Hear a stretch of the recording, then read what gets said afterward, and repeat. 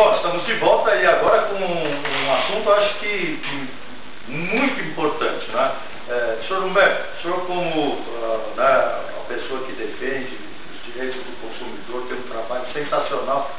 Na visão do senhor, como é que o senhor vê esses programas habitacionais hoje? O que se pretende? Como é que está essa questão dessa situação do mutuário nesses programas governamentais?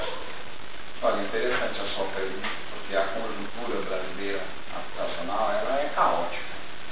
Nós temos aí hoje pessoas vivendo em submoradia, segundo levantamentos da Fundação João Pedro, um déficit de mais de 17 milhões de moradias. Os desafios são imensos. Houve avanço? Claro, nós não podemos deixar de reconhecer que houve avanço. Nós tivemos um governo que estabeleceu uma linha pela primeira vez para as pessoas de baixa renda de financiamento, embora eu tenha críticas a isso, porque você propiciar a venda de moradia no Brasil com esse financiamento para pessoas de baixa renda, isso não ajuda na distribuição das riquezas e no combate da miséria. Porque quando essas pessoas que estão numa classe mais inferior da sociedade tiverem qualquer tipo de dificuldade, certamente a primeira coisa que elas vão deixar de pagar é o financiamento que foi concedido. Mas não deixo de reconhecer que houve um avanço. A verdade é que moradia para famílias de baixa renda, ela tem que ser encarada dentro daquilo que dispõe a Constituição. Ela não pode ser um produto do mercado financeiro. Ela tem que atender a sua função social. Então nós, infelizmente, ainda estamos avançando na questão de termos uma política pública que reconheça a moradia como um direito inerente à pessoa humana, não como um produto do mercado financeiro. Eu espero que a gente possa avançar para propiciar a todos os cidadãos brasileiros o mínimo, o básico, que é o direito de se cobrir das intempéries do tempo para ajudar a fazer a riqueza desse país tendo uma moradia digna. Porque nós temos relatórios dentro do Habitat, na Organização das Nações Unidas, que cada R$1 que investe em moradia, o governo economiza R$2. Você dá segurança, você dá sanidade, que você tem uma moradia, você dá conforto, cara, você acaba gastando menos na saúde. Então, quando os nossos governantes tiverem esse tipo de visão, certamente a moradia ela vai ser difundida dentro de uma ótica muito mais acelerada para as pessoas. Nós tivemos aí criado pelo governo Lula, que foi o Minha Casa Minha Vida, muito importante, e recentemente nós tivemos a ampliação, inclusive, né, dessa Minha Casa Minha Vida.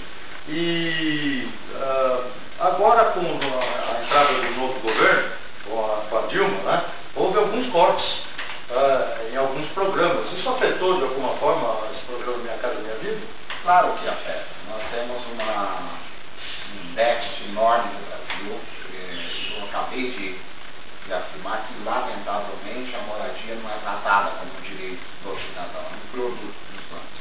É essa ótica que precisa ser mudada dentro do governo. Nós não podemos ter bancos fomentando moradia.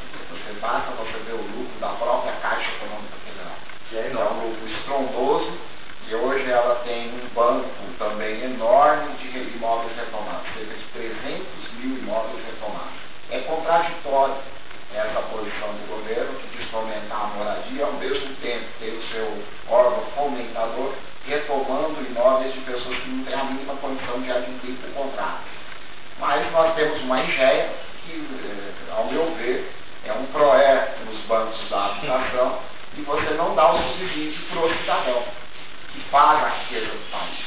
Agora, reconheço o subsídio vai para o banco e não diretamente ao comprador. Exatamente, porque hoje a IGEA, toda essa conciliação que nós temos dentro do Poder Judiciário, quem paga essa diferença é a IGEA, que está securitizando os créditos da diferença dos bancos que se habilitaram. Quer dizer, esse é um dinheiro que está no orçamento que poderia ser distribuído de forma unânime e igualitária para todos os consumidores. Não, se coloca num banco, estabelece critérios próprios para negociar a dívida de cada um.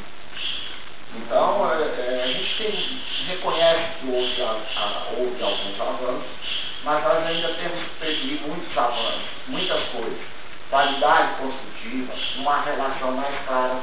transparente entre o consumidor e o credor. O contrato não pode ser uma pegadinha, isso não pode se tornar uma armadilha. Nós estamos falando de um bem onde nós colocamos pessoas, famílias, onde a pessoa vai desenvolver a sua vida. Ou a gente faz isso para que a gente tenha um país igual, mais justo, em distribuição de renda, das riquezas, ou a gente faz isso de forma a perquirir o lucro. Moradia não pode ficar perquirindo somente o lucro, ela tem que cumprir a função social. Agora, nada contra aquelas pessoas que queiram fazer investimento na área privada. Agora, o governo tem que ser o fomentador social de modo a olhar para aqueles que menos precisam, que mais precisam olhar, para aqueles que mais precisam. Nesse aspecto, eu acho que nós temos que ter sido tímida. Cortes anunciados são necessários, talvez por causa da política econômica. Mas nós sabemos que todo o sucesso que nós tivemos na economia brasileira, nós devemos ao setor imobiliário em grande parte, porque ele é fomentador. Eu acho que você dissociar isso é você atingir duramente no cérebro e no coração e na alma, eu diria, daqueles que mais precisam, que são os mais pobres, porque esse setor é indiscutivelmente 90% das pessoas que alavancam esse setor são trabalhadores da construção civil, são pessoas de uma classe que estavam em ascensão no Brasil. Então eu sou contrário a qualquer corte dentro da construção civil, e ela tem que ser um exemplo de fomento. Nós temos outros setores aí, a indústria automobilística, que traz vários passivos para a sociedade, como a poluição, que ninguém se discute isso. E no setor habitacional, que nós estamos propiciando dignidade para os cidadãos e cortes de sentidos. Então eu não consigo compreender, eu acho meio irracional essa política. Além do que também, acho que é interessante comentar, o próprio trabalhador da construção civil é hoje o futuro mutuário, ele que está comprando, ele está saindo, né? Ele está galgando os degraus da classe social, né? E com isso ele tem aí fomentado a própria construção civil, porque o maior gerador de emprego é a construção civil. O trabalhador empregado é o trabalhador que compra, é o futuro comprador.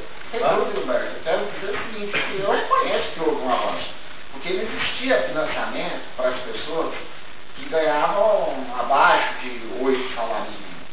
Hoje, nós temos aí programas habitacionais que atendem, dentro do crédito associativo, pessoas com um salário mínimo, timidamente.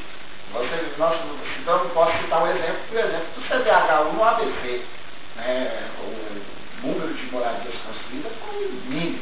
Muito pouco mesmo. Foi pouco pela CDH. Nós temos investimentos pelo governo federal, Minha Casa Minha Vida, de grande porte no ABC. Hoje temos, mas ainda é pouco, porque nós temos uma demanda de 35 mil moradias só em São Bernardo. Portanto, para você ter uma ideia, o desafio é esse.